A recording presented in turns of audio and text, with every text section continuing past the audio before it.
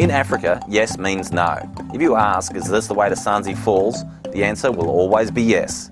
Within about an hour of picking up the local ranger, we found ourselves driving down a road that no longer existed, in the dark, following a group of guys who also kept telling us, yes, this is the way to Sanzi Falls. It wasn't until the next morning that we found the put-in, which was in a small village at the very end of a completely different road, far from where we'd started. This was pretty exciting for everyone. It was the first time any of the villagers had seen white people in a long time, and the very first for a few of the small kids, I bet. There was two sections to the Sanzi River, one above Colombo Falls and one below. This top section would take us a few hours. Well, that's what we thought after looking at the GPS. Little did we know. Everyone from the village followed us down to the river to see us off, and after a little Eskimo rolling show for the crowds, we said our goodbyes and headed off downstream to the first challenge. The first portage was around a 150-foot slide that simply would not go. The next few hours was an easy paddle with lots of great drops. The riverbank on our left was Zambia, and to our right, Tanzania. The difference between how much wildlife was on the Tanzanian side was remarkable compared to the Zambian side.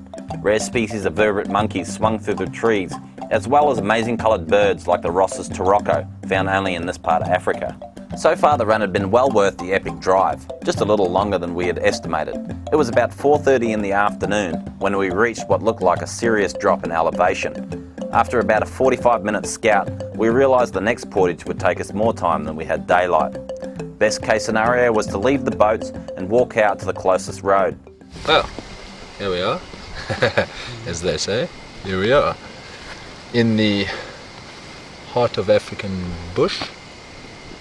We've just had a, 2.5 hour bushwhack in the dark from our kayaks, which are stashed next to the river. And we haven't eaten since breakfast, and haven't had a sip of water since then either. And so, as I said, here we are.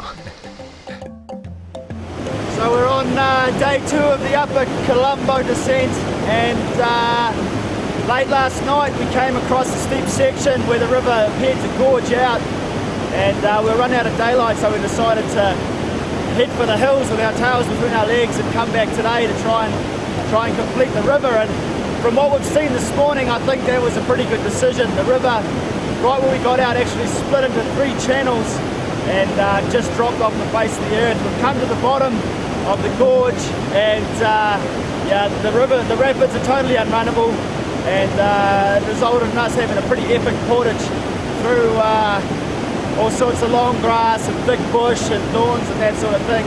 But we've still got some more rapids ahead. It looks like the nature of this place, there's a lot of basalt ridges where it looks like the river goes along flat for a little while and then drops off another series of staircases, and hopefully we find a few more of those sort of things before we get to the top of the falls that we take out.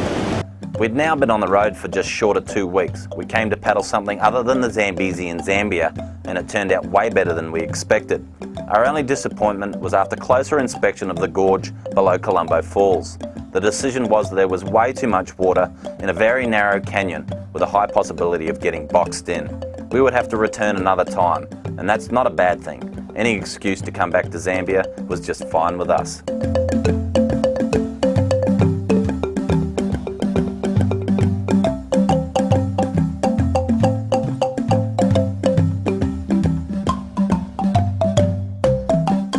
Lelilungelungela